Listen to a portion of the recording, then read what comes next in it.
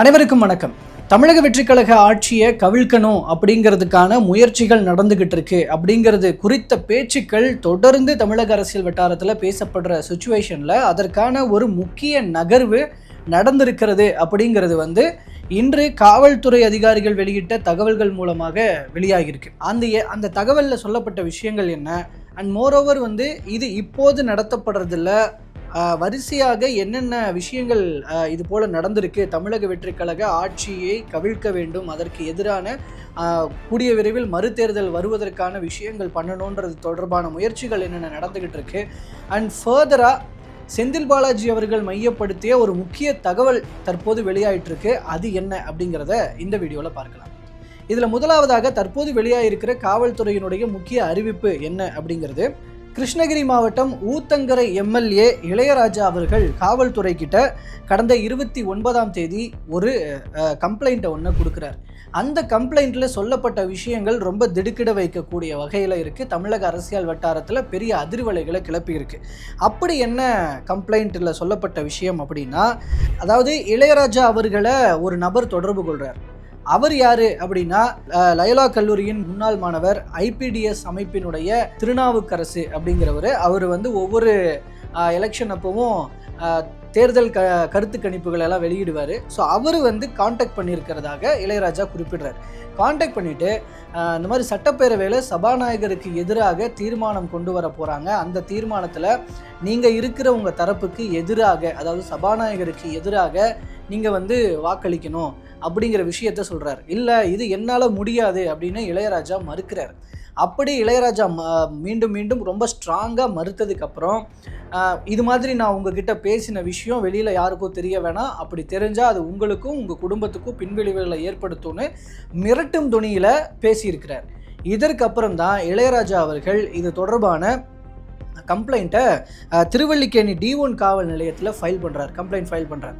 So உடனே காவல்துறையினர் விசாரணையை தொடங்குறாங்க. அதன்படி 3 பேரை இந்த வழக்கில் கைது பண்ணியிருக்கிறாங்க.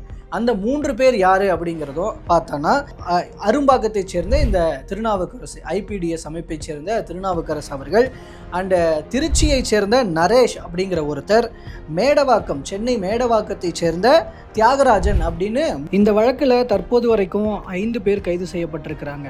இப்போது இதில் இதில் முக்கியமான ஒரு விஷயம் நகர்வு அப்படின்னு பார்த்தா, இதில் இந்த நரேஷ் அப்படின்றவர் இருக்கிறார் இல்லையா, இந்த நரேஷ்ன்றவரை சில நாட்கள் முன்னதாக செந்தில் பாலாஜி அவர்களினுடைய, அதாவது இப்போ திமுகவினுடைய எம்எல்ஏவாக இருக்கிறார் முன்னாள் அமைச்சர் செந்தில் பாலாஜி அவர்களினுடைய சகோதரர் வி அசோக்குமார் அப்படிங்கிறவர் சந்தித்து பேசியிருக்கிறாரு அப்படிங்கிற தகவல் புலன் விசாரணையில் வெளியில் வந்திருக்கு, புலன் விசாரணையில் தெரிய வந்திருக்குன்னு காவல்துறையினர் குறிப்பிடுறாங்க.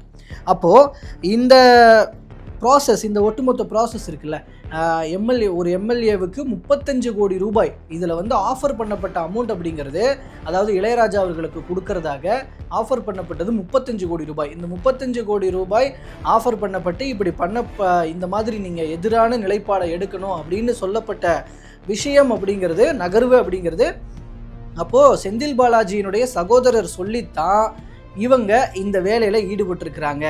அப்போது திருநாவுக்கரசு அவர்கள் செந்தில் பாலாஜி அவர்களுக்கு தெரிஞ்சு, செந்தில் பாலாஜி அவர்களினுடைய அறிவுறுத்தலின் பேரில் தான் இந்த மாதிரியான ஒரு செயலில் ஈடுபட்டிருக்கிறாரு அப்படிங்கிறது இப்போ தெரிய வந்துக்கிட்டு இருக்கு. இன்று முழுக்க பிரேக்கிங் நியூஸாக இந்த விஷயங்கள் தான் போயிட்டுருக்கு. இது மூலமாக என்ன தெரிய வந்துக்கிட்டு இருக்கு அப்படின்னா, திமுகவை சேர்ந்த முன்னாள் அமைச்சர்கள் செந்தில் பாலாஜி உட்பட இன்னும் சிலர்லாம் சேர்ந்து ஒருவேளை இதில் ஈடுபடுறாங்களோ அப்படிங்கிற சந்தேகம் வருது. இப்படி எல்லாரும் சேர்ந்து தாவேக ஆட்சியை கவிழ்ப்பதற்கான முயற்சிகளில் ஈடுபட்டுட்டு வராங்களா, இந்த டாஸ்க் திமுகவினுடைய தலைமையால் இவங்களுக்கு கொடுக்கப்பட்டிருக்கா அப்படின்னு ஒரு கேள்வியும் யதார்த்தமாக எழுது. ஏன்னா இந்த இடத்துல தான் நம்ம இன்னொரு பாயிண்ட்டை பொருத்தி பார்க்குறோம். முன்னாள் முதல்வர் திமுகவினுடைய தலைவர் மு.க. ஸ்டாலின் அவர்கள் மீண்டும் மீண்டும் ஒரு வார்த்தையை ரீசன்ட் டேஸாக பேசுகிறாரு. என்னன்னா, கூடிய விரைவில் ஒரு தேர்தல் வரப்போகுது, எல்லாரும் அதுக்காக தயாராக இருங்க, எல்லாரும் அதுக்காக உழைக்கிறதுக்கு தயாராக இருங்கன்னு தன்னுடைய கட்சி நிர்வாகிகளுக்கும் தொண்டர்களுக்கும் பேசக்கூடிய வகையில் வார்த்தைகளை உதிர்க்கிறார். இந்த வார்த்தைகளை நம்ம இந்த இடத்துல பொருத்தி பார்க்க வேணும். ஏன்னா இப்போ ஒரு 6 மாதம் வரைக்கும் நாங்கள் எதுவும் பண்ணாமல் இருப்போம் அப்படின்னு சொல்லிக்கிட்டு இருந்த ஒருத்தர் திடீர்னு ஒரு மறுதேர்தல் வரும் விரைவில் அப்படின்ற விஷயத்தை அவர் பதிவு பண்ணுறாருன்னா அப்போ இதுக்கு பின்னாடி ஏதாவது வேலைகள் பண்ணுறாங்களா அப்படின்னு. இங்கே இது மட்டும் கிடையாது. ஆல்ரெடி வந்து திமுகவும் அதிமுகவும் சேர்ந்து, அதாவது திமுகவினுடைய ஆதரவில் எடப்பாடி பழனிசாமி முதல்வராக இருந்து அவர் இருக்கிறதுக்கு ஒத்துக்கலை அப்படின்னாலும் திருமாவளவன் அவர்களை முதல்வராக வச்சு நம்ம வந்து ஒரு ஆட்சியை வந்து அமைக்கணும், தாவேகா ஆட்சிக்கு வந்துடக்கூடாது அப்படிங்கிறதுல வந்து இந்த எலெக்ஷன் முடிவுகள் வெளியானதற்கு பின்பாக ஓரிரு தினங்களாக திமுக அதிமுக என்னென்ன வேலைகள் பண்ணாங்க அப்படிங்கிறதெல்லாம் தற்போது வெளியில் வந்துக்கிட்டு இருக்கு. ஒவ்வொன்றா அப்போவே வெளியில் வந்தது, பட் இந்த முறை கொஞ்சம் சாலிடாகவே வெளியில் வருது. இப்போ காதர் மொய்தீன் போன்றவர்கள்லாம் அந்த விஷயங்களை பதிவு பண்ணதன் மூலமாக திமுக தலைமையும் இதில் சைலண்ட்டாக தான் இருக்கிறாங்க. அதிமுக தலைமை அதை மறுத்தாலும் கூட அதில் உண்மைத்தன்மை இருக்கிறதாக இங்கே யாரும் புரிஞ்சுக்கல. ஸோ அதனால் அந்த முயற்சியை எடுத்த திமுகவுக்கு இந்த முயற்சியை எடுக்கிறது வந்து பெரிய கஷ்டமான வேலையெல்லாம் ஒன்றும் இல்லை அப்படிங்கிறது தான் இந்த தமிழக அரசியலை புரிஞ்சுக்கிட்டவங்களோட ஒரு யதார்த்தமான ஒரு பார்வையாக இருக்குது. அப்போது இப்படிப்பட்ட விஷயங்கள் தொடர்ச்சியாக நடந்துக்கிட்டு இருக்கு. தாவேகா ஆட்சியை கவிழ்ப்பதற்கான முயற்சிகள்.